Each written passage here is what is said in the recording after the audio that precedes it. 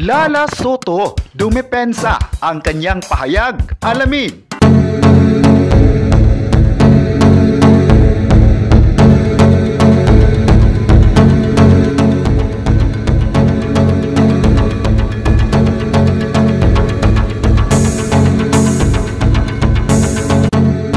Nilinaw ni MTRCB Chairperson Lala Soto na walang katotohanan ng aligasyong pinag-initan ng MTRCB ang ABS-CBN nang patawan nito ng 12-day suspension ang Kapamilya Noon Time program na It's Showtime.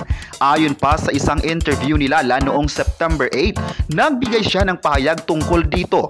Ayon pa niya, kapag ang isang show o programa ay may ginawang violations, trabaho raw nila at responsibilidad na gawin ito sa kanila na ipaalam na meron silang violation.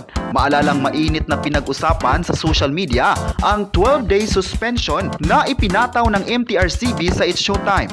May ilang netizens ang umalma na napupuntirya ang ABS-CBN. Sinasabing noong 2020 ay ibinasura ng Kongreso ang renewal of franchise application of network. Ngayong 2023 ay mainit daw sa mata ng MTRCB ang flagship program ng Kapamilya Network. May ilang netizen ding nagparatang na may bias umano si Lala dahil anak ito ng dating Senador Tito Soto. Si Soto ay isa sa mga sikat na triumvirate na Tito, Vic at Joey na main host ng AAT.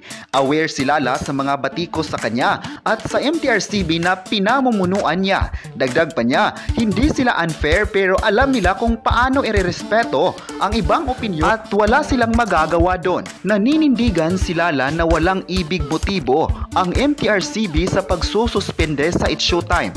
Humble raw sila sa ginawa ng trabaho nila. Mayroon daw silang board na nagdesisyon at hindi lang siya mag-isa. Ipinaliwanag din ni Lala na ang board ng MTRCB ay binubuo ng chairperson, vice chairman at 30 members. Ayon sa alibrary.judiciary.gov.ph, nakapaloob sa Chapter 8, Section 46, ang implementing rules and regulation ng MTRCB na ang hearing and adjudication committee ng ahensya ay binubuo ng at least 3 members designated by the chairman. Ayon pa dito na mayroong at least 1 member ng committee ang abogado. Ang Hearing and Adjudication Committee ay nagre-review ng isang complaint na walang direktang pag-amin ng charge mula sa alleged offender.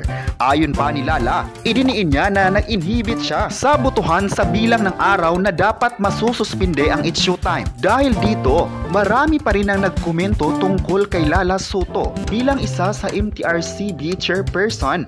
Antayin na lang ang iba pang updates tungkol dito. Kayo, ano ang masabi nyo na nagsalita na si Lala Soto? I-comment na kung sang-ayon ba kayo rito at huwag kalimutang i-subscribe ang ating YouTube channel.